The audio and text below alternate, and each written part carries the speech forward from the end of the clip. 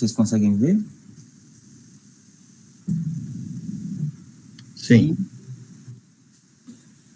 Então, eu vou me apresentar, eu me chamo Enzo Dalpia Soares, eu sou estudante do primeiro ano do Instituto Federal Catarinense, do campus Santa Rosa do Sul, e eu também sou um dos bolsistas do projeto do GE. Hoje eu vou apresentar o trabalho sobre diferentes métodos de aquecimento para a colônia de abelhas mandaçaia. A meliponicultura, que é a criação de abelhas nativas, ela tem ganhado bastante espaço entre as produções de interesse zootécnico, com a produção de enxames para a polinização de algumas culturas ou como para a produção de mel. E devido à variedade de características das regiões, como o clima desses interessados pela meliponicultura, é necessário fazer uma adequação dos manejos para garantir a sobrevivência das espécies, em condições que alguns dias pode chegar a temperatura abaixo de 20 graus Celsius.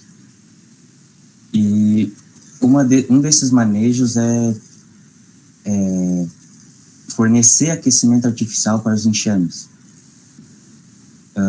Então, o objetivo desse trabalho foi comparar a temperatura de um ninho sem a utilização de aquecimento artificial, com outros dois de aquecimento artificial, que é o aquecimento artificial interno e o aquecimento artificial externo. São os dois tipos de aquecimento mais utilizados pelos meliponicultores.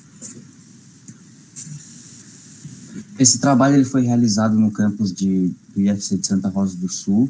No mês de julho, foi utilizado 3 enxames de mandaçaia para o controle da temperatura. Um desses enxames, como eu disse, sem um aquecimento artificial, outro com um resistor de 5 watts, que foi posicionado dentro da caixa com aquecimento interno, outro aquecedor com um resistor de 15 watts, que foi posicionado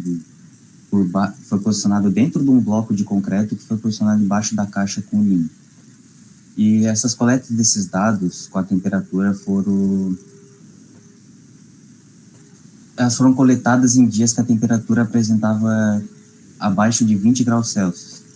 E elas foram realizadas com um termômetro digital infravermelho, num período de 4 horas. Eles foram lá, pegavam a temperatura de um momento, passava mais um tempo, eles iam lá e viam a temperatura de novo. Isso tudo a partir do momento que os aquecedores foram ligados. Aqui tem as imagens do resistor de 5 watts, que, como eu disse ali, foi colocado dentro da caixa junto com o ninho. Aqui eu tenho as imagens do resistor de 15 watts, que foram colocados ali dentro do bloco de concreto e posicionado abaixo da caixa onde está o ninho. E estes foram os resultados. A temperatura média, sem nenhum tipo de aquecimento artificial, foi de 22,3 graus Celsius. Então, lembrando que essa temperatura foi medida em dias que a temperatura apresentava abaixo de 20 graus Celsius, ou seja,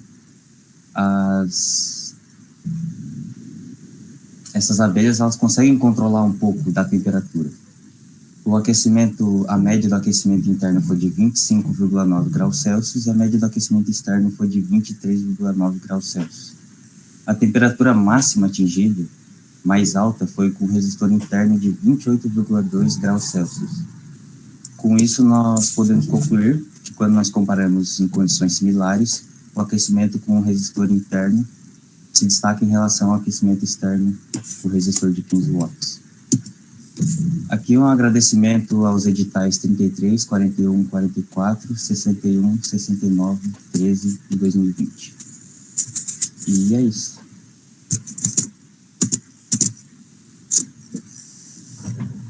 Obrigado, Enzo. Próximo trabalho do Enzo. Diferentes métodos de aquecimento para colônias de abelhas mandaçaia. Tudo bom, Enzo? Tudo. Aqui no teu trabalho, tu fizeste 3 formas de aquecimento, né? Pergunta, qual é o objetivo de tu aquecer a colônia? O objetivo de aquecer a colônia é que elas precisam chegar ao mais próximo dos 30 graus Celsius para, digamos que é a temperatura ideal para ovulação e pelo desenvolvimento da abelha no estado larval. Muito bem. E essa temperatura, ela não é alcançada todos os meses do ano. Isso. E tem momentos que passa disso? Talvez dependendo da região.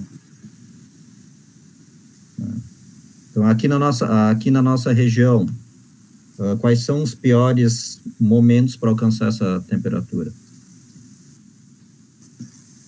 Como assim os piores momentos? Piores meses de inverno, suponho eu. Sim, os meses de inverno, que daí, no caso, a temperatura fica geralmente abaixo de 20 graus. Muito bem. E daí tu recomenda, qual desses dois formas de aquecimento tu recomenda para, se um produtor quisesse usar? O aquecedor artificial interno, que apresenta uma temperatura mais alta. Muito bem. Ele chegou a uma temperatura ideal? Chegou próximo dos 30 graus. Muito bem. Samuel? Oi. Parabéns, Enzo, tá, pela Obrigado. apresentação. Muito boa apresentação, tá? Eu sei que tem a professora Cristina, que é a mãe do Enzo, que está ali assistindo. Parabéns. Uma pergunta, eu ia fazer mais ou menos a mesma pergunta que o professor Eduardo. Eu não sei se tu falou ali na apresentação, mas como é que é feito mesmo o acompanhamento da temperatura? Medir a temperatura? Foi medida a temperatura com um termômetro digital infravermelho e no período de 4 horas ele foi medido de minutos em minutos ali a temperatura. Todo dia, diariamente, assim, mais ou menos? Como é que... Então, foi... Num período de 4 horas foi medido. Tá. Entendi.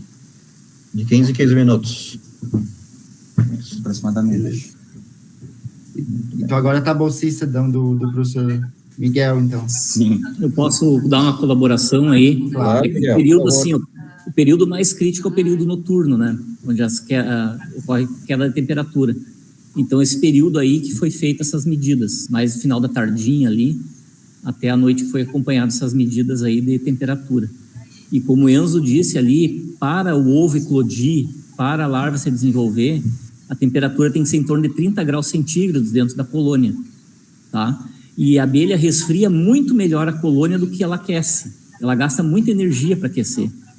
Então, esses aquecedores funcionam como uma economia de energia alimentar das abelhas.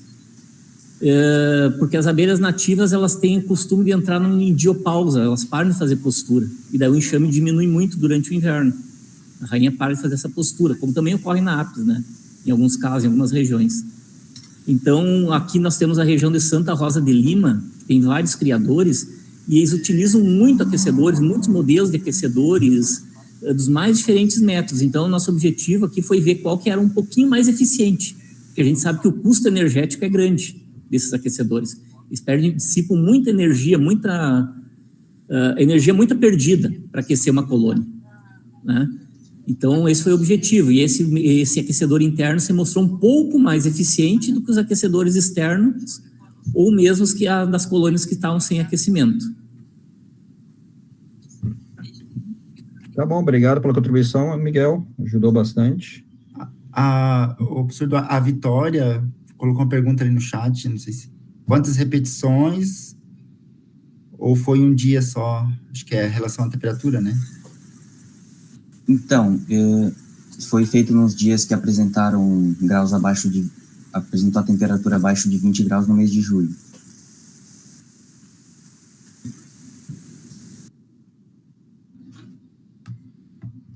Muito bem.